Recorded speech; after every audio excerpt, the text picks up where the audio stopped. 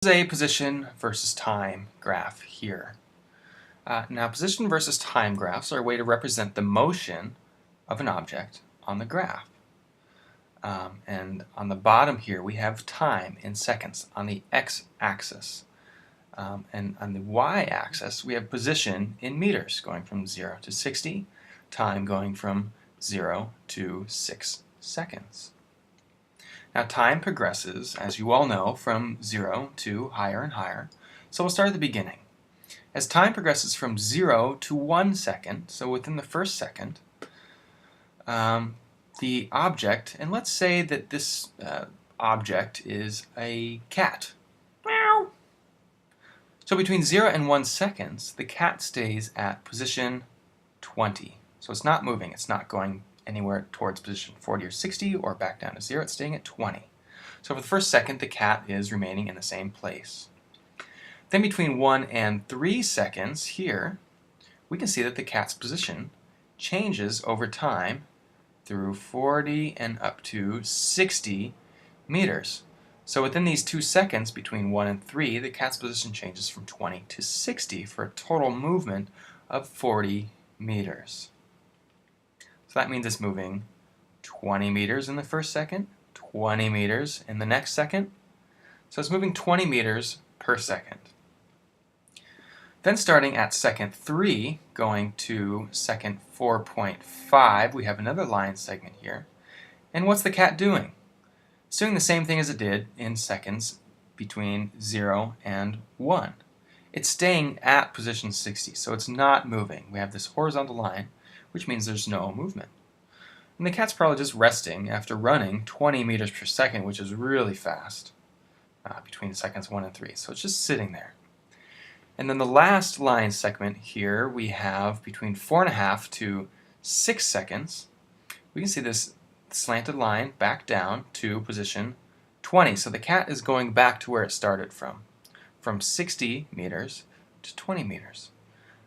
So it's moving the same distance as it did here, but it's doing it in only 1.5 seconds between 4.5 to 6 instead of 2 seconds like it did here. So it actually ran back to where it started faster than it ran to 60 meters.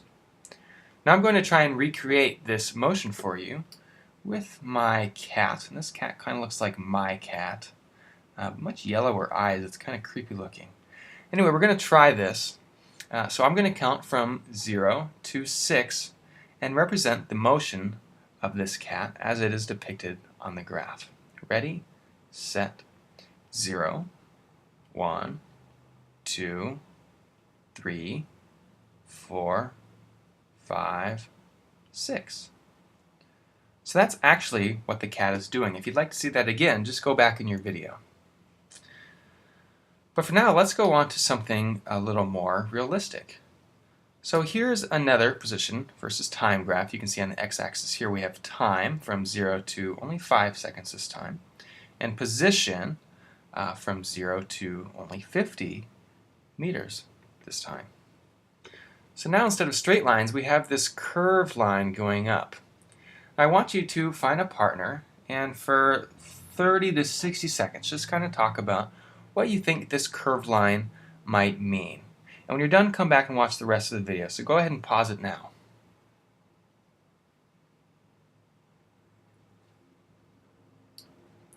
Okay, hopefully you talked with your partner about what you think this curved line means. So what it means, and let's say that this is a car.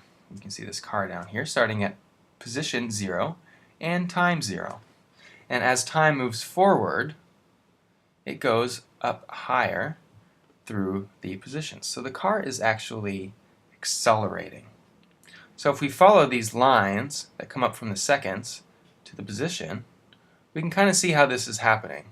So starting here at 1 second, the car has only moved from position 0 to 2 meters. And this is kind of the representation like we did with the cat. So between 0 and 1 second, the car didn't move that far. Between 1 second and 2 seconds, the car moved a little bit further to 8 meters, from 2 meters to 8 meters. So 6 meters total. Between 2 seconds and 3 seconds, here, the car moved between 8 meters and 18 meters. So 10 meters in that 1 second.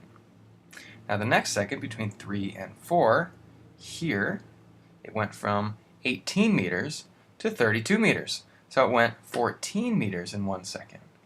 And then the final second, between 4 and 5, it went from 32 meters all the way up to 50 meters. So it ended up going 18 meters per second in the last second, as opposed to 2 meters per second in the first second. So this curved line means that it's speeding up.